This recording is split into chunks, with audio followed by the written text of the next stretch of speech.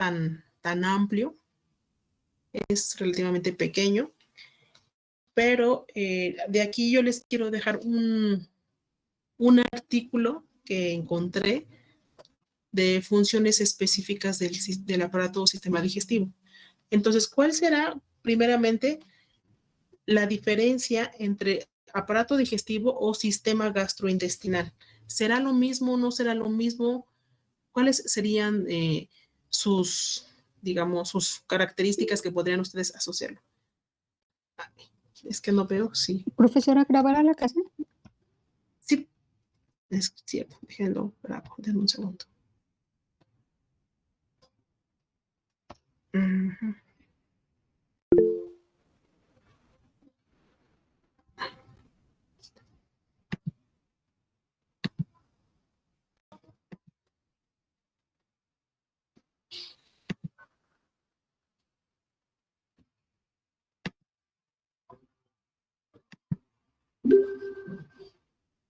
Ok. Entonces, ¿cuál será realmente la diferencia entre un aparato y un sistema? ¿Por qué hablamos sistema circulatorio? ¿Por qué decimos aparato en este caso digestivo o sistema gastrointestinal? ¿Realmente habrá una diferencia o será lo mismo? ¿Qué creen ustedes? Ay, no puedo ver sus manitas porque me tengo que salir de aquí. ¿Fue texto? Yo, profesora, pues Sí. hablando de aparato, estamos hablando únicamente de un órgano, y hablando de un sistema, estamos hablando de un conjunto de órganos. Ok, entonces, ¿sí estará bien aparato digestivo? Porque hay mucha controversia ahí, hay libros todavía que vienen como sistema. Entonces, haciendo referencia a lo que dice Abraham, ¿tú qué crees, Abraham? ¿Qué será? El que está en la imagen Ajá, es un sistema gastrointestinal. sistema gastrointestinal. Entonces, digamos que estas características asociadas a un tubo hueco como la boca, desde la boca, o sea, desde el momento que entra el alimento hasta el ano, todo eso es el tracto, ¿no? Digestivo. Pero esto incluye la cavidad oral y muchas veces los libros no la consideran, la toman como como una estructura accesoria, se llama. Entonces, tanto la faringe como el esófago, el estómago, intestino delgado, grueso, consisten en este sistema gastrointestinal. Entonces, la mayoría de los procesos o las enfermedades que hoy en día se ven como más comunes en nuestro país están asociadas al proceso digestivo. Hay una teoría que menciona que el proceso de absorción de los alimentos, el proceso de convertir el bolo alimenticio en nutrientes más sencillos o más, digamos, líquidos, lleva a un deterioro, ¿no? A un deterioro en cuestión del sistema humano y de la salud. Entonces, sabemos que nosotros, por ejemplo, estamos organizados por billones de células en general, pero de manera independiente cada célula necesita su propio oxígeno, necesita sus nutrientes y todas estas asociaciones de células pues que van agrupadas que van a formar un tejido. Y ese tejido que va a formar un órgano y ese órgano pues ya un aparato o un sistema, ¿no? Ya sea digestivo, circulatorio, etcétera. Pero finalmente todos estos tienen una coordinación, una comunicación. Si bien nosotros vimos al inicio sistema nervioso. Aunque estemos aquí en sistema digestivo, está el proceso de estímulo para llevar a cabo un proceso de alimento, un proceso de saciedad, un proceso de sensación de vacío, ¿no? Un proceso de absorción, etcétera. Entonces, todas estas piezas en general van a tener una interacción relacionada también con el estado físico de la persona. Ay, perdón. Con las características que pueda generar o asociarlo a una enfermedad. Entonces, cuando nosotros decimos qué características pueden ser importantes para que el sistema digestivo sea óptimo o cómo está organizado, ¿no? Entonces, ahí pues sí es importante mencionar que estos niveles de organización, independientemente de que estemos nosotros con sistema digestivo, van a generar desde el proceso, desde célula, órgano, sistema o aparato y hasta un organismo, toda esa interacción. Entonces, para que esto se lleve a cabo, pues tenemos, bueno, si hablamos de células en general, pues ya sabemos que hay procariotas y eucariotas, aunque a nosotros en este aspecto nos importan más de los procesos eucarióticos. Entonces, si yo les pregunto de los que hemos visto, que es endocrino, que ya vimos un poco también de nervioso, de muscular, ¿qué me podrían decir? O sea, si yo les digo, díganme células específicas de estos sistemas que ya revisamos, ¿qué me dirían?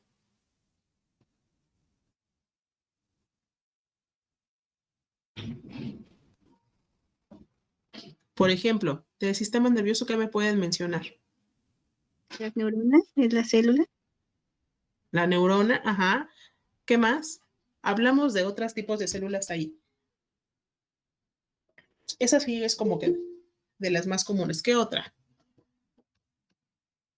En el sistema digestivo sería la amilasa salival. Amilasa, excelente. Bueno, no todavía no llegamos nosotros a esa parte, pero coincido. ¿Qué otra, chicos? De sistema muscular, ¿cuál vimos?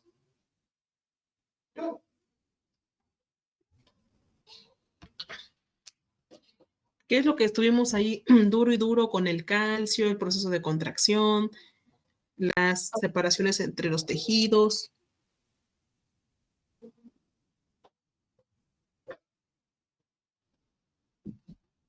¿O quieren que me regrese a ese tema?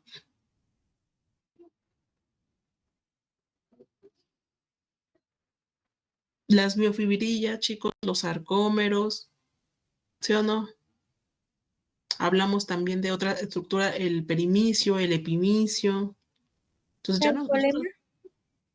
el sarcolema. Entonces Acetilcolina. nosotros, ¿cuál? Acetilcolina. Bueno, acetilcolina sí, pero ese ya no es este tejido, ese ya es este neurotransmisor. Entonces aquí, por ejemplo, ya no hicimos énfasis como tal en el proceso de contracción cardiovascular, digo, no viene en nuestro temario, pero finalmente ustedes en Morfo 2 lo van a ver. Entonces, aquí en estas características, si se dan cuenta, son tejidos o células eucariotas con funciones especializadas, ¿ok? Forman un tejido específico, es como la piel, ¿no? La piel no es lo mismo que el tejido pulmonar, no es lo mismo que un tejido epitelial. Entonces, antes de que este proceso se lleve a cabo, la célula va a ser esa célula madre va a ser totipotencial. ¿Qué quiere decir esto? Que no está diferenciada. Puede ser una célula en este momento donde se necesite, ¿no? Una célula de hueso, de piel, de retina. Y ya cuando está especializada son las clasificaciones o las divisiones que se generan para reponer o restaurar ese tejido. Entonces ya hablamos de ahí de un proceso apoptótico. ¿Ustedes llevan la materia de estrés oxidativo o algo así? ¿O radicales libres? No, creo que no. No, profesora. ¿No? Bueno, rápidamente, les daré un breve cultura. Un estrés oxidativo está generado por la exposición o el aumento de radicales libres. ¿Qué es un radical libre? Es una molécula que está inestable en el medio ambiente. Todos los días nosotros al proceso de alimentarnos, el hecho de respirar, generamos aumento de radicales libres a nivel celular. ¿Eso qué me genera? Pues muerte celular, que digamos rápida, un proceso de desorden celular, como que un proceso de radicales libres alto me genera una mayor probabilidad de tener una enfermedad, por ejemplo, neurodegenerativa, de generar un proceso inflamatorio a nivel sistema nervioso, a nivel digestivo, ¿ok? Un grado de obesidad también genera radicales libres. ¿Qué pasó, Azucena? Sí, profesora. La más quería comentar que tiene que ver con el envejecimiento. Correcto, eso es cierto. Los radicales libres justamente hacen eso, que el proceso de envejecimiento sea más rápido, el envejecimiento o también llamado senescencia. Entonces, una planta, por ejemplo, un árbol, una persona, todos generamos este proceso de radicales libres. Sin embargo, hay personas que lo estimulan o lo frenan, ¿ok? ¿Esto de qué depende? Pues lo que todos los médicos dicen, ¿no? Tiene que tener una dieta equilibrada, tiene que hacer ejercicio, tiene que esto, ¿ok? Entonces, el aumento de los famosos alimentos antioxidantes, que ustedes en ese aspecto yo creo conocen más que yo, todos esos alimentos, ¿qué van a hacer? Van a hacer que mis células tarden más tiempo en envejecer, ¿ok? De manera que todos los alimentos que son ricos en, por ejemplo, en betacarotenos, en algunos flavonoides, sobre todo que sean de pigmentación roja, tienen un alto índice antioxidante. ¿Ok? Por lo tanto, mis células serán viables más tiempo. Ahora, ¿qué sucede en contraparte? Una persona que en su vida ha llevado una dieta, pues a lo mejor su alimentación es muy, muy, pues mala y pues de alguna manera esto se refleja en su rendimiento físico, en su rendimiento también intelectual, porque finalmente un grado de obesidad mayor a 32, si no me equivoco, y genera inflamación, una inflamación que genera vulnerabilidad a las neuronas y por lo tanto disminuye la cognición de la persona. Entonces ya no solo estamos hablando de que el sobrepeso u obesidad genere daños, digamos, asociados a diabetes, asociados a hipertensión, no, hablamos también ya a problemas neurodegenerativos, a problemas cardiovasculares, a problemas de huesos, ¿ok? Entonces, estos radicales libres también involucran procesos de maldivisión de las células, es decir, las células cancerígenas tienen una parte en su división que generan una estimulación para que migren. ¿Ok? Entonces, aquí hablamos que muchas veces esta palabra cáncer, por ejemplo, que pues viene del proceso de la forma, ¿no? De las células que parece como un cangrejo, porque son células que no tienen una membrana delimitada, no tienen un orden para dividirse, no están programadas o no mueren por apoptosis, sino todo lo contrario. Hay otro proceso que se llama necrosis. La necrosis lleva a un proceso de putrefacción, descomposición en el tejido de manera desorganizada. Es decir, en lugar de que la célula, digamos, se envuelva, ¿no? Se hace chiquita y por apoptosis se degrada. O sea, ya está programada para eso. Pero la necrosis no. La necrosis se niega, ¿no? Se niega a morir y quiere reproducir más células y más células. Entonces, de una célula que tenemos no viable, ya tenemos 10, ya tenemos 15, 20, 30 y ya se van multiplicando. Entonces, este proceso, cuando el tejido ya está en proceso de descomposición, genera una como tipo de explosión, por así decirlo, y daña a células que están a su alrededor.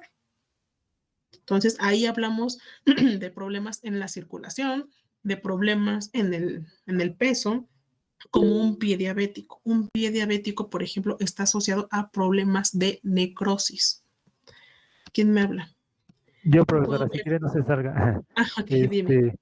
Entonces, en este caso, las células cuando son cancerígenas, ¿siguen haciendo la mitosis?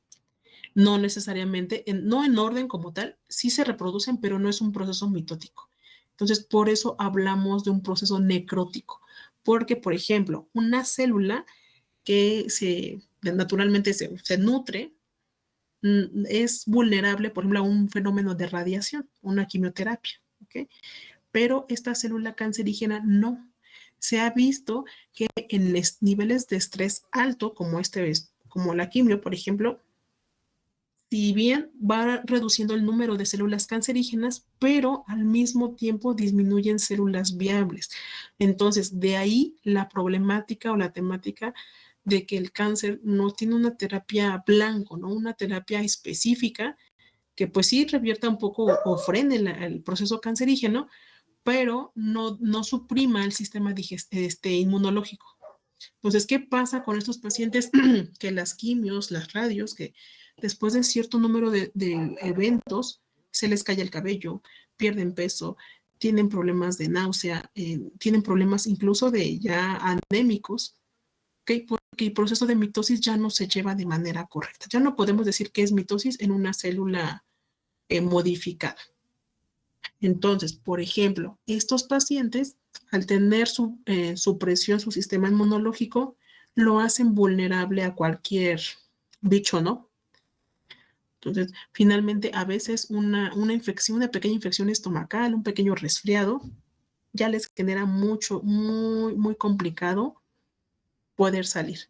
Entonces, desafortunadamente, por ahorita que estamos en sistema digestivo asociado a cáncer, el cáncer de colon, justamente estaba leyendo la semana pasada un artículo, menciona que es uno de los cánceres más comunes en el sentido de, se presenta, pero puede tardar incluso más de un año, año y medio, en que el paciente se dé cuenta que tiene un proceso asociado a esto. Porque en general el cáncer es una enfermedad silenciosa, ¿no? No tiene un camino, un síntoma, algo en particular, no.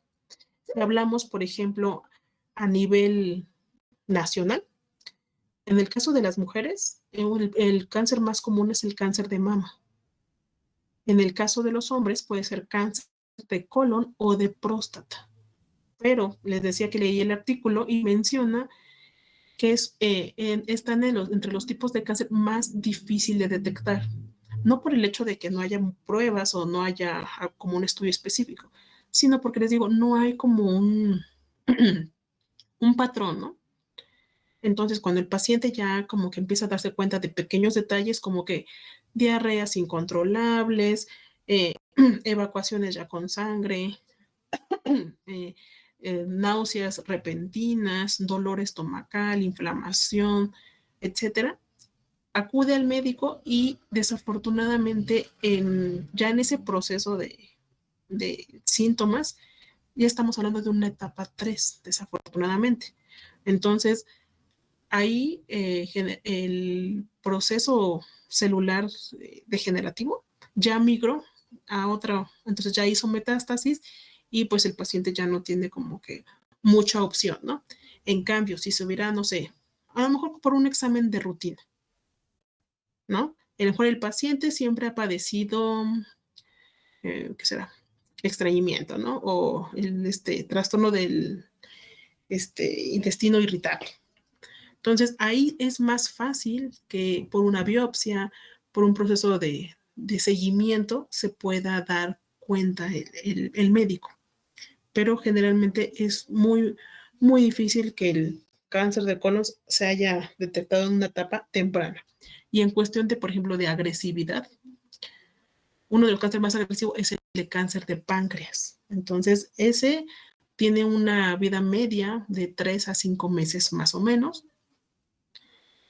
Y para el paciente ese tiempo es sumamente, digo en general, no ninguna enfermedad es bonita, pero los dolores son muy intensos, prácticamente no pueden sostener alimento, se la pasan con medicamento intravenoso ya como tratamiento paliativo, como la morfina. Entonces, sí es importante, digamos, hacer todo este chequeo general, ¿no? Tanto de manera femenina, masculina, igual, por ejemplo, en el caso de masculino, ¿no? Que le decía que es el de próstata, el segundo más común es el de testículo. Entonces, a diferencia de los anteriores, es más fácil de detectar. Entonces, es como el cáncer de mama. Con la autoexploración, pues algún bulto, alguna lesión o enrojecimiento, pues es fácil más realizar un estudio más específico y descartar una posible lesión de este tipo. ¿Ok? Entonces, por eso, por todo este proceso degenerativo, por todo este proceso celular que les vengo mencionando, que ya hasta me fui hasta el cáncer, hay funciones estructurales o funciones vitales de acuerdo, por ejemplo, a una función de nutrición, a una función de relación, de reproducción. Entonces, todo este aspecto celular lleva de manera importante cambios, ¿no? cambios o estructuras. ¿Por qué decimos cambios o estructuras? Porque todas las células, a pesar de que son células eucariotas, su membrana, por ejemplo, su membrana plasmática de una neurona no es igual a la membrana de un sarcolema, ¿no? O de una miofibrilla. Es totalmente diferente. Entonces, estas estructuras o estos tejidos, por ejemplo, el tejido epitelial, que es células de recubrimiento, células planas, que encontramos principalmente en la cara más externa de la piel. ¿Ok? Entonces, ahí, por ejemplo, un cáncer de piel igual genera una irritación, algún tipo de dolor o que la zona se pone un poco como caliente. ¿Ok? Entonces, son características que nosotros debemos como tomar a consideración para actuar. Ahora, por ejemplo, un tejido de tipo conectivo que está más asociado a sostén, ¿cómo les puedo decir ahí? A producir células sanguíneas, a participar en la defensa del organismo. Ahí, en general, hablamos de capas, pero de recubrimiento de órgano, un tipo de tejido un poco más fibroso o de recubrimiento también en los huesos, ¿okay? Como de tipo también cartilaginoso, todos esos, los famosos tendones, ese es tejido conectivo, un tejido óseo también es conectivo, un tejido sanguíneo, ¿ok? Entonces, todos estos, si se dan cuenta, van a variar un poco en su localización, pero finalmente tienen una función de sostener, de comunicar entre diferentes tejidos y órganos, ¿ok? Entonces, ese es el tejido conjuntivo y finalmente, digo, me faltan dos, el tejido muscular y el nervioso. El muscular, bueno, ya lo revisamos, ya sé que estamos prácticamente terminando. Hablamos nosotros de músculo esquelético, liso y cardíaco, que dijimos que eran los tres tejidos musculares por excelencia. Y finalmente, aquí, ¿cuál va a ser la característica de estos tres? ¿Cuál será la diferencia entre un cardíaco, estriado y liso? Ahora que ya terminamos esta parte.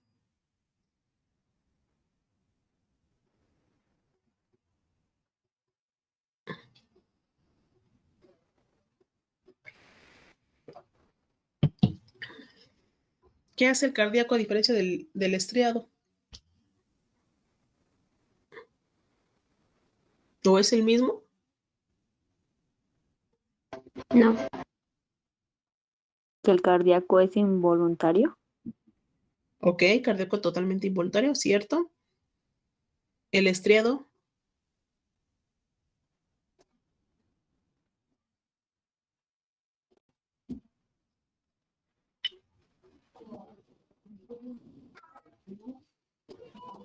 ¿El estriado cuál es, chicos? Maestra, es por ejemplo, la presencia de las fibras. Exacto. Cargar algo, por ejemplo, entonces hablamos de un proceso voluntario. ¿Ok? Puede ser de tipo lento o puede ser más rápido. ¿Por qué digo de tipo lento? Porque finalmente, a lo mejor si ustedes van caminando, pues se lleva a cabo el proceso de contracción. No es lo mismo que el atleta, ¿no? Que tiene que ganar un maratón, pues obviamente hablamos de un proceso voluntario, pero más activo. ¿Y el músculo liso? ¿Dónde participa? Pues ese no es estriado. En el sistema digestivo. Ajá. Sistema digestivo, ¿ok? Entonces hablamos, fíjense ahí, de recubrimiento de los órganos. En general, ese proceso de contracción entre las paredes, por ejemplo, ahorita como me lo mencionaron, del tubo digestivo, del útero, ¿de qué más? De la vejiga, ¿ok? Todo ese proceso es músculo liso. Y finalmente, el músculo nervioso, ¿ok? Que ya hablamos, pues, obviamente de características específicas entre el sistema nervioso central y periférico. Ahora, si nosotros hablamos como tal de actividad del sistema digestivo, ¿cuál será la diferencia entre digestión, por ejemplo, ingestión y egestión? ¿Sí han escuchado esos términos?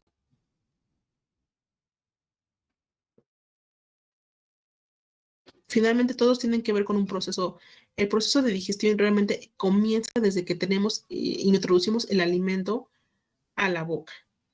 Entonces, ahí estamos haciendo el proceso de digestión, ¿no? Una serie de enzimas, de jugos gástricos, pancreáticos, para generar el bolo alimenticio. Entonces, ese bolo alimenticio, ya que se degradó ya no es una masa, ya es un proceso, un líquido como un poco transparente o cafecito, ¿ok? Brillante, que es el que va a ir directamente al intestino delgado para absorberse. ¿Ok? Entonces, este proceso se llama, este líquido ya se llama quimo. ¿Ok? Entonces, aquí, por ejemplo, si les pongo este esquema, hablamos de un proceso de digestión, que les decía que finalmente va a participar, obviamente, el tubo digestivo para que llegue a la parte del estómago y se transforme ese bolo en una sustancia más sencilla, y este quimo se va ya finalmente a llevar a una síntesis de química de alimentos. ¿Okay? Entonces, lo que me sirve, o sea, lo va realmente a separar, ¿no? Tú te vas para acá, tú te vas para allá. Finalmente, este proceso de digestión, al inicio, tiene unas estructuras, creo que vienen acá. No, aquí no vienen. Espérenme, ¿dónde los puse? No lo puse. Tienen unas estructuras llamadas accesorios. ¿Ok? Porque como que no forman oficialmente parte de ese tubo digestivo, pero participan en el proceso del bolo alimenticio. ¿Quiénes serán estas estructuras accesorias? ¿Qué sugieren?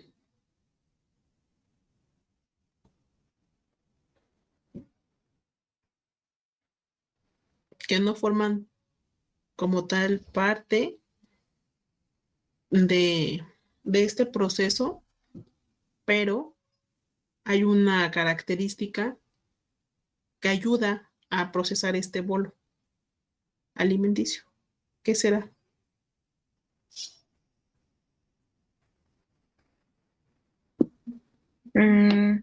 ¿No será, por ejemplo, la saliva, profesora? Los dientes. Correcto, los dientes. Entonces, finalmente, los dientes, la lengua, lo que menciona Paz, las glándulas salivales, ¿ok? Entonces, todas estas sustancias, por ejemplo, en el caso de que el proceso que hace los dientes, ¿no? Que es degradar este alimento en hacerlo un poco más, pues sí, más desbaratado, más fino. Entonces, aquí, por ejemplo, otro órgano que prácticamente trabaja a la par con los dientes, pues es la lengua. Entonces, sabemos que la lengua es un músculo, pero que está como seccionado. La lengua tiene las características de que las glándulas salivales tienen, las papilas gustativas están seccionadas para lo ácido, para lo amargo, para lo salado, y estas se pueden ir adaptando. Por ejemplo, personas que se someten a una dieta rigurosa y se quitan ciertos alimentos, ¿no? La sal, el azúcar, el picante, por ejemplo, su paladar se va acostumbrando. Y el día que vuelven a consumir esta sal o este azúcar, ya les genera desagrado. ¿Ok? Entonces, también es un órgano accesorio. Ahora, las glándulas salivales, pues ya sabemos, ¿no? Estas secretan saliva, pero finalmente las que están detrás, por ejemplo, de las orejas, esas se llaman parótidas, que son las que se inflaman, ¿no? Cuando la persona se puede enfermar de las famosas paperas, que es una carga, es una carga viral. Entonces, esas se llaman paperas o parodititis. Entonces, se inflaman, duelen, entonces tienes que estar prácticamente en cama, creo que me parece 2 semanas. ¿Ok? Entonces, esas, por ejemplo, se estimulan cuando generalmente por medio del olfato, hay algún alimento o algo que tú dices, no, pues se me antojó, no sé, huele a café, ¿no? Entonces, aquí esta estimulación, obviamente, vuelve a participar el sistema nervioso y se va generando, va uno salivando, que dices, ya hasta se me hizo agua en la boca. Pues justamente es por eso, por el proceso de estimulación hacia algún tipo de alimento en general. ¿Ok? Entonces, vean, el conjunto de órganos ya es obviamente tubo digestivo.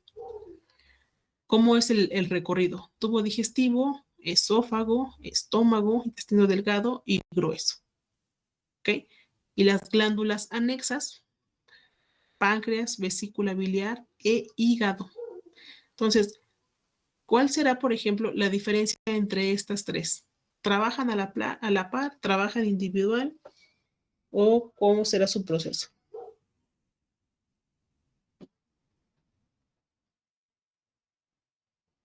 ¿Qué opinan?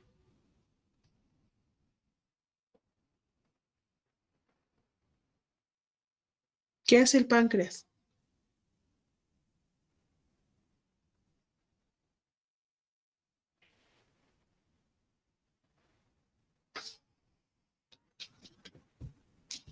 Produce enzimas que ayudan a la digestión.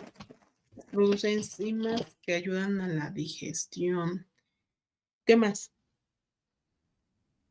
Sí es cierto, pero hay algo antes de eso. Produce el jugo pancreático. Ujú. ¿Se acuerdan cuando vimos lo de las glándulas? Dijimos que el páncreas era una glándula endocrina o exócrina.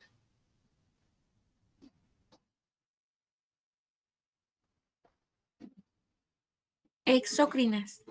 Exócrina, exacto. Entonces, quiere decir que maneja una característica, nada más una. ¿Quién más dice? Otra, bien me dijeron exócrina. ¿Quién más? ¿Quién da más o menos? También regula el azúcar en la sangre. Ok, entonces volvemos. Exócrina, endocrina o hay otra característica. ¿Secreta el glucagón?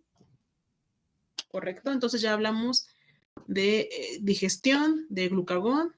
¿Qué más? Jugo pancreático. Una que no me han mencionado.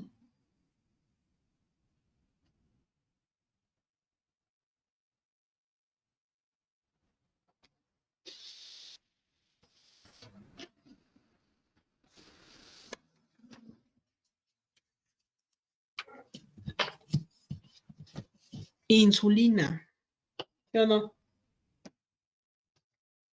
Entonces, si hablamos de este proceso de insulina, si hablamos del jugo pancreático, si hablamos de proceso también de digestión, entonces el páncreas, ¿qué es?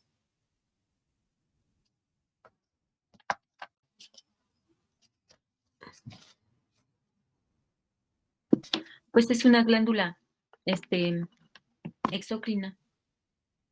Ok. Sí, pero está incompleto. Mm, Exócrina y endócrina, ¿no?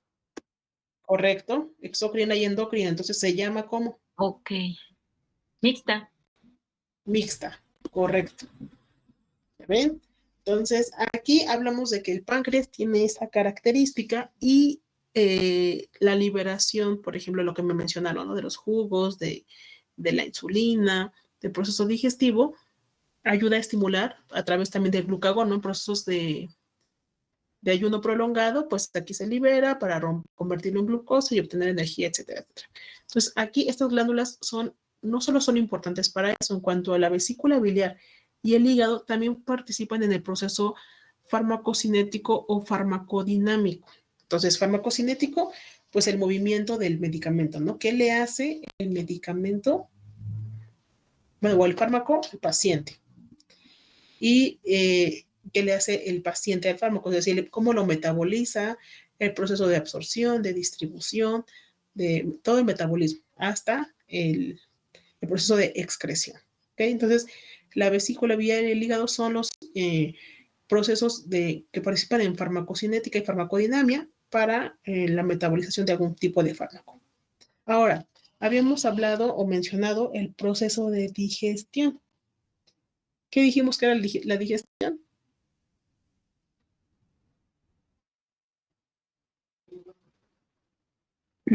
La descomposición de las proteínas, de los lípidos. Ujú. Ok, entonces hablamos de una serie de enzimas, como los que mencionan, unos jugos pancreáticos, para convertir ese bolo en quimo. Ok, aquí está, quimo. Aquí no sé por qué se me movió, pero entonces es ese proceso. Ahora, en cuanto a la función, ¿por qué hablamos de que el sistema digestivo tiene función de transporte, función de secreción, de absorción o de excreción? De transporte, ¿por qué? ¿Qué se da de importancia aquí en el proceso de transporte?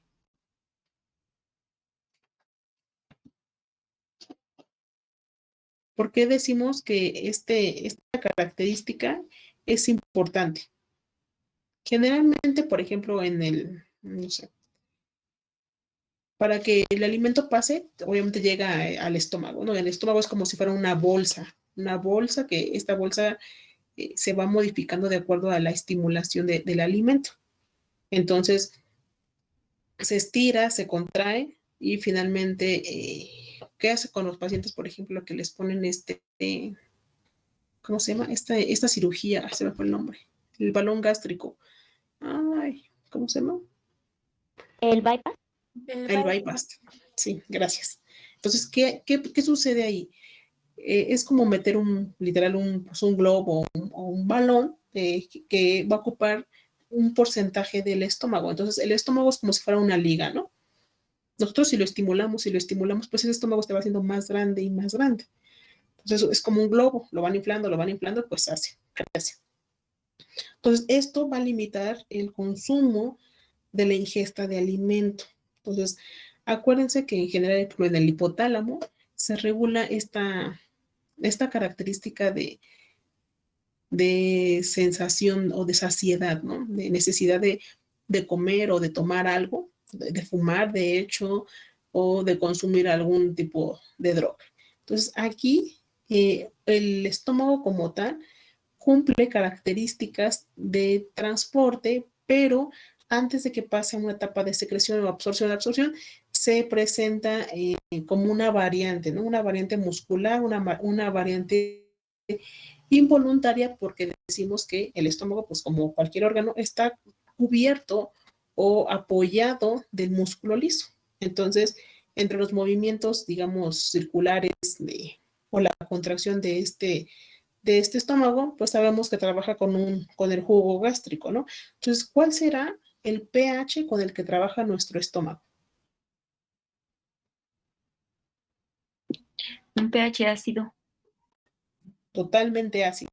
Más o menos, ¿cuánto le calculan? Así. Híjole. Por el 3. En el intestino, bueno, en los jugos gástricos tienen hasta de 2, ¿no, maestra? Sí, perdón, alguien más me dijo algo, pero ya no escuché. Yo Creo había que... dicho, Ay, creo perdón. por el 3. Una serie de 3, 3.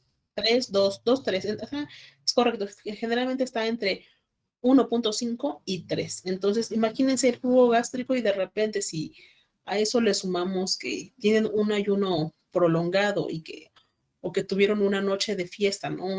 Acá con un poco de exceso de alcohol, imagínense pobre también del estómago, ¿no? Entonces, por eso también es que las famosas resacas no son lo mismo a los 18, 20 o como máximo, yo creo, unos 25 a posterior a esta edad. Entonces, el estómago, el cerebro, la absorción a nivel de tejido ya no es tan eficiente, ya no es tan rápida.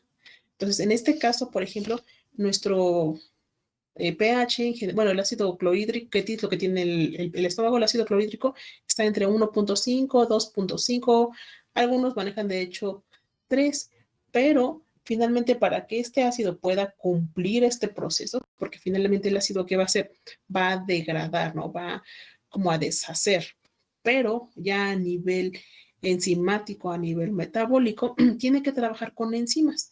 Sabemos que una enzima en general va a acelerar algún proceso bioquímico. Entonces, en este caso, la pepsina, por ejemplo, que está asociada a nivel de estomacal, al igual que la lipasa, que ya me la habían mencionado, puede digerir proteínas para que el estómago trabaje de manera eficiente.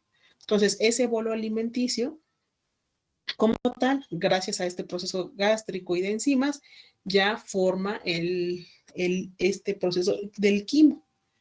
¿Ok? Entonces, cuando ya está listo, este proceso quimo se absorbe directamente al intestino delgado. Entonces, ahí ya pasa el proceso de secreción y de absorción. Secreción porque lo convirtió en quimo y absorción porque se va a ir al intestino delgado. Finalmente, ahí ya lo que ya no se ocupó, lo que ya no fue necesario, simplemente se desecha. Entonces, ahí ya participa el intestino grueso, ¿no? Que va realmente al proceso de defecación. Ahora, ¿qué características tendrá estos alimentos para el proceso de absorción? Las fases en general, bueno, aquí ya se las marqué. El proceso de ingestión va a estar relacionado con el proceso del alimento. Desde el proceso que te pones el taco en la boca, ahí comienza la ingestión. Es decir, el alimento, ese taco que acabamos de morder, se empieza a hidratar por medio de las glándulas salivales, ¿no? Entonces se empieza a romper, se empieza a fragmentar en trozos más pequeños para finalmente pase al proceso de deglución.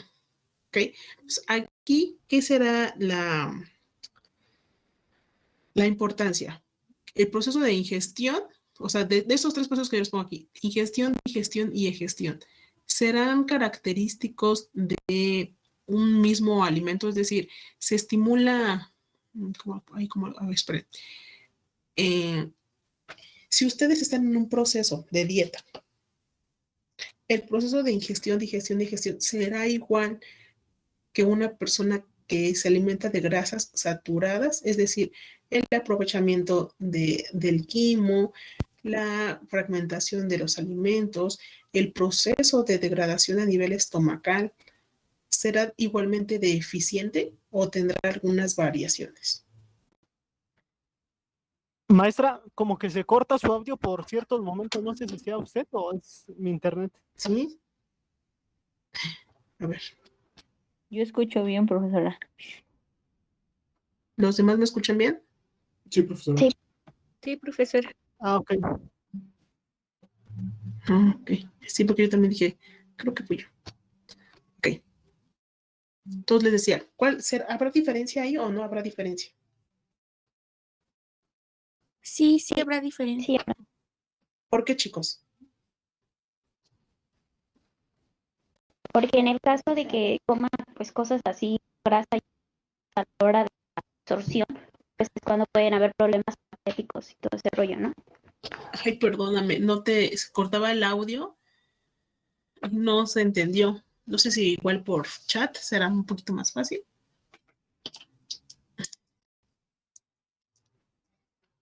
Ok, ¿alguien más? Ahorita que me lo pongan en chat. Es que sí, como dice profesora, hay alimentos con más grasa que pues sí serán más difíciles de digerir. A Ok, diferencia de una persona que a lo mejor lleva una dieta pues buena y no come tanto de ese tipo de alimentos procesados. ok, correcto. Ahora, si hablamos de este mismo proceso, pero en una persona que es alcohólica, por ejemplo, que de manera inevitable, pues este proceso digestivo se tiene que llevar a cabo. Entonces, ¿qué pasará ahí con esta persona que es a lo mejor alcohólica?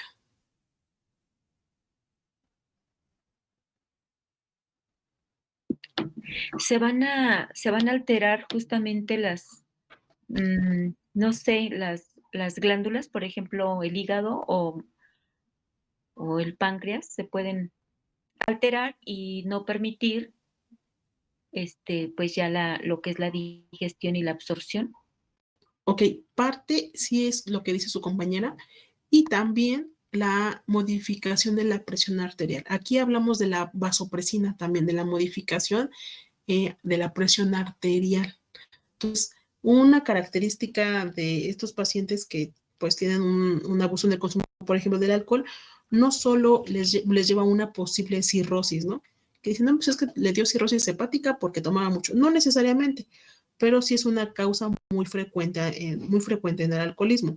Entonces, ¿qué pasa ahí? El hígado se hace rígido y finalmente pues crea un proceso de fibrosis hepática donde pierde funciones, pierde interacción de flujo sanguíneo. Entonces, esto se puede ya convertir en un tipo de hemorragia. Entonces, esas hemorragias son las que finalmente llevan al paciente ya pues a fallecer. ¿Ok? Entonces, sí hay muchas modificaciones en este proceso también de un estado alcohólico e incluso en algunos que ya tienen, por ejemplo, un antecedente de colon irritable o problemas digestivos, les puede llevar a una perforación de intestino también. ¿Okay? Cuadros de anemia, o sea, ya es una característica adicional a esto. Entonces, cada que se genera un proceso o que un paciente se somete a un cuadro